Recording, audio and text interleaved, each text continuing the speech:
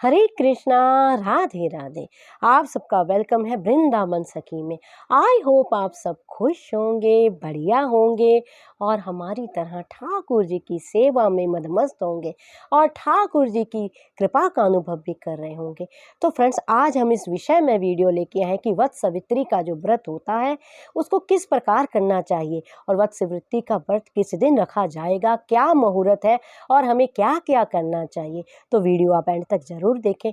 तो देखिए फ्रेंड्स, जैसे कि आप लोग जानते हैं वट सावित्री का जो व्रत होता है ये बड़ा ही पावन दिन होता है और ये सुहागनें जो होती हैं वो अपने पति की लंबी आयु के लिए करती हैं और इसकी बड़ी ही मान्यता है और पूरे हिंदुस्तान में ये बड़ी ही धूमधाम से इस व्रत की उत्सुकता रहती है और इसको मनाया जाता है। तो वट सावित्री की जो व्रत की डेट है 2 तारीखें पड़ रही हैं, 18 या 19। तो इस बात को लेके बड़ा ही असमंजस है कि व्रत 18 तारीख को किया जाएगा या 19 तारीख को।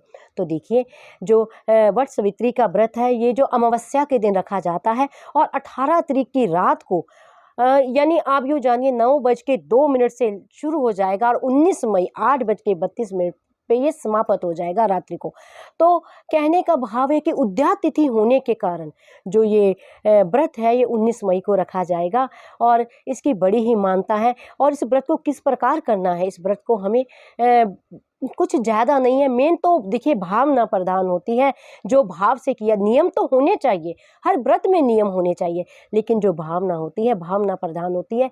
जो महिलाएं होती हैं अपने पति की लंबी आयु के लिए, यानी आप लोग कथा तो जानती होंगे कि किस तरह सावित्री जी ने सत्यवान की आयु बढ़ाने के लिए किस तरह वो यमराज तक गई, पति के प्राण वापस लेके आई। तो इसी भाव से जो महिलाएं होती हैं अपने पति की लंबी आयु के लिए व्रत करती हैं। तो करना क्या है, इसमें वट वृक्ष यानी बरगद के पेड़ की पूजा होती है। तो जैसे आप सुबह सुबह उठिए, उठ के स्नान कीजिए। स्नान आपने किस तरह करना है, आप किसी भी सप्त नदियों में किसी भी जल को आप अपने पानी में, नहाने के पानी में मिला के आप स्नान कर सकती हैं। मान लीजिए आपके पास सप्त नदियों में से किसी भी नदी का जल नहीं है तो थोड़ी सी हल्दी या दूध डाल के आप स्नान कर सकती हैं। उसके बाद आपको सुहाग चिन्ह जितने होते हैं वो आपको धारण करने चाहिए।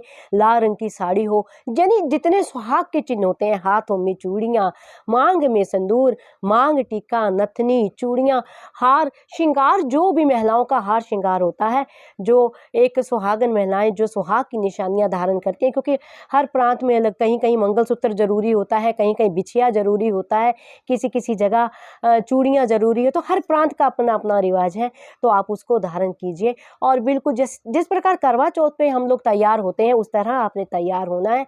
और फिर आपने वट वृक्ष यानी बरगद के पेड़ के पास जाना है।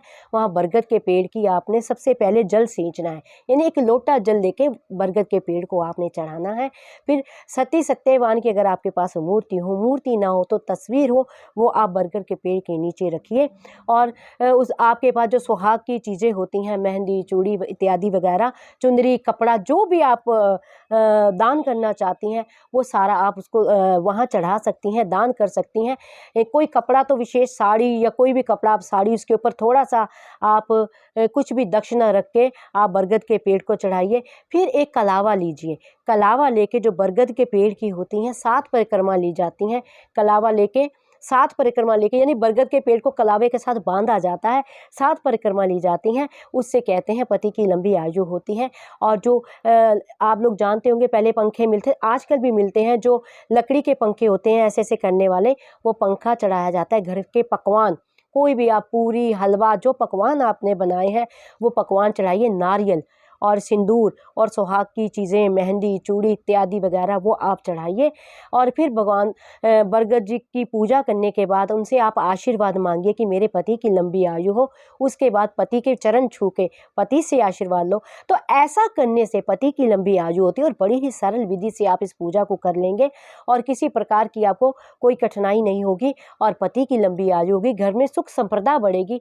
तो आई होप आपको पता लग गया होगा कि जो वट वट सावित्री का व्रत होता है, हमें किस प्रकार इसकी पूजा करनी है, किस प्रकार हमें अपने पति की लंबी आयु की कामना करनी है। लेकिन फिर भी अगर आपके मन में किसी तरह का कोई प्रश्न, कोई क्वेश्चन, कोई क्वेरी हो तो मुझे आप कमेंट बॉक्स में लिखिए। जितना मैंने संतों की वाणी से सुना है, जितना मैंने अध्ययन किया है और जितना मैंने ठाकुर जी के प्रेम में पाया है, उसके अकॉर्डिंग ही आपके प्रश्नों का उत्तर मैं आपको देती हूँ। और अगर आपको ये वीडियो अच्छा लगा हो, इस वीडियो को लाइक करना, शेयर करना, सब्सक्राइब करना ना भूलें। हरे कृष्णा, राधे राधे।